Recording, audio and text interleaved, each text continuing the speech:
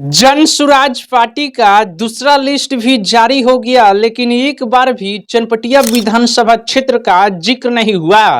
आखिर किससे डर रहे हैं प्रशांत किशोर जी? क्या राजकिशोर चौधरी से डर रहे हैं या फिर मनीष कश्यप जी से? अगर नहीं डर रहे हैं तो चनपटिया विधानसभा सीट पर क्यों नहीं कैंडिडेट फिक्स कर रहे हैं? देखिए, दूसरा लिस्ट भी जारी हो गया, लेकिन चनपटिया विधानसभा सीट को लेकर एक बार भी चर्चा नहीं हुआ कि कौन लड़ेगा कौन नहीं लड़ेगा। ये दोनों लोग आपस में भिड़े हुए हैं कि हम लड़ेंगे तो हम लड़ेंगे। मनीष कश्यप जी बोल रहे कि हम लड़ेंगे, राजकिशोर चौधरी जी बोल रहे कि हम लड़ेंगे। इन दोनों ये सीट पर दोनों लोग मार करने वाले हैं, देख लीजिएगा। राजकिशोर चौधरी तो गाली गलौज कर ही रहे हैं कि मनीषवा कुत्ता है, मनीषवा फालतू है, अनेकों ऐसा अनाप शनाप बयान दे रहे हैं।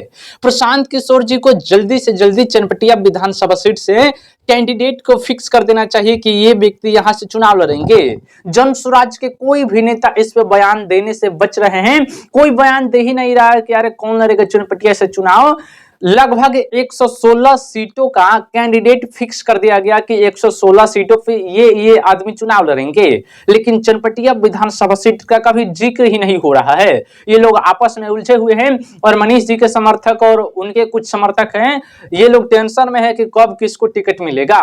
एक बार बोल दीजिए कि मनीष जी चनपटिया से चुनाव लड़ रहे हैं। हम पूरा प्रेस कॉन्फ्रेंस देख रहे थे, लाइव देख रहे थे। जितने भी लोग उस प्रेस कॉन्फ्रेंस को देख रहे थे, 99% लोग सिर्फ यही बात बोल रहे थे कि चनपटिया विधानसभा सीट से मनीष कश्यप जी को मिलना चाहिए, राजकिशोर चौधरी जी को नहीं मिलना चाहिए। और लोग तो यह भी बोल रहे थे कि अगर राजकिशोर चौधरी को गलती से मिल भी जाता है तो हम लोग बीजेपी को वोट दे देंगे, लेकिन इनको कभी भी वोट नहीं देंगे। और मनीष कश्यप कोई छोटा मोटा नाम नहीं है भाई, इतना बड़ा नाम है। और वैसे से लोगों को टिकट ना दीजिएगा तो फालतू लोगों को टिकट देने से क्या ही फायदा हो जाएगा, जो 1000-2000 वोट लाके वहीं पे आरा से जाएंगे। ऐसे से लोगों को टिकट दीजिए जो पूरा रिकॉर्ड तोड़ दे, हुमचा के वोट लाए। ऐसे लोगों को आप टिकट दे दीजिएगा जिनको कोई पसंद ही नहीं करता, जिनका कोई पहचान ही नहीं है, जो आपका नाम इस्तेमाल करके वोट मांग रहे हैं कि प्रशांत जी का सोच अच्छा है, प्रशांत किशोर जी बिहार को बदलने की बात कर रहे हैं। अरे भाई, आप वहां से चुनाव लड़ रहे हैं, आप बदलने की बात करो कि हम इस क्षेत्र को बदलेंगे।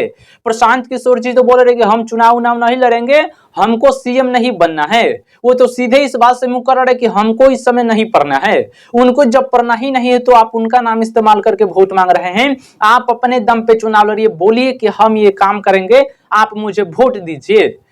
देखिए, मनीष जी को चनपटिया से टिकट मिलना चाहिए तो मिलना चाहिए, ये चेतावनी नहीं बस सुझाव है। अगर नहीं मिलता है तो देख लीजिएगा, जन सुराज लगता है कि 5 को सीट नहीं ला पाएगी, क्योंकि जितने लोगों को टिकट दिया गया है उनका तो कोई पहचान ही नहीं है।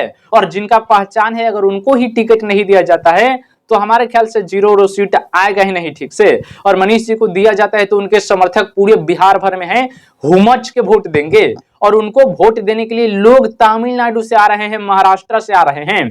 और देख लीजिएगा, अब की बार अगर मनीष जी को टिकट दिया जाता है तो जन स्वराज तो कम से कम 25 या 30 सीट ला ही देगी, ये मेरा दावा है। और पूरा गारंटी के साथ बोल रहा हूं कि 25 से 30 सीट ला सकती है अगर मनीष जी को टिकट मिलता है तो। नहीं तो देख लीजिएगा वही खेला होगा, कोई 0 पर आउट होगा, किसी को 1000 आएगा वोट, किसी को 500 आएगा। प्रशांत किशोर जी भले जीत सकते हैं अगर वो चुनाव लड़ते हैं, तो बोल तो रहे हैं कि हम चुनाव नहीं लड़ेंगे। क्या फायदा है प्रचार करके, जब दूसरे को ही सीएम बनाना है, दूसरे को ही आगे बढ़ाना है। तो आप किसके लिए कर रहे हैं? आप पैसा लिए हैं?